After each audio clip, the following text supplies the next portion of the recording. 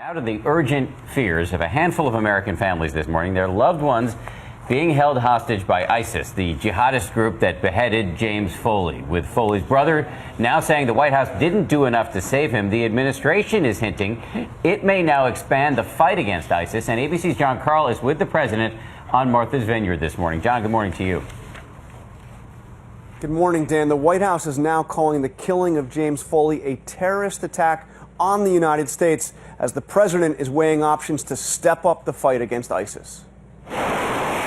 U.S. warplanes hit ISIS targets near Iraq's Mosul Dam Friday, even as the terrorists who executed Jim Foley are threatening to kill more American hostages in retaliation.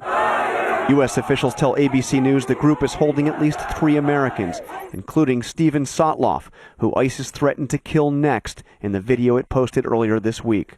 In an exclusive interview with Katie Couric for Yahoo News, Foley's siblings talk about the last hate-filled email the family received from his captors just 11 days ago, saying, quote, "Today our swords are unsheathed towards you, government and citizens alike, and we will not stop until we quench our thirst for your blood." I don't even understand where that type of hate comes from. I don't. Foley's brother Michael said the U.S. did not do enough. The United States could have done more on behalf of the Western and American hostages over there and still dealt with the broader worldwide issues. I can assure you that we have done everything that we can possibly do to try to bring home our hostages. Tragically, we weren't able to rescue Mr. Foley, but we're going to keep trying for all of our hostages. The one thing the United States government will not do, however, is pay ransom. The U.S. government remains absolutely committed to the notion that we will not provide funding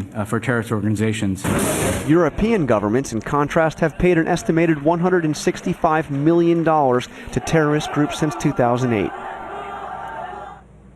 Well, all U.S. airstrikes so far, and there have been 93 of them over the past 2 weeks, have been on ISIS targets in Iraq. The president is now considering hitting ISIS targets in Syria as well. As one of his top advisors said, Paula, we're not going to be restricted by borders. All right, John Carl with the president today. Thank you so much, John.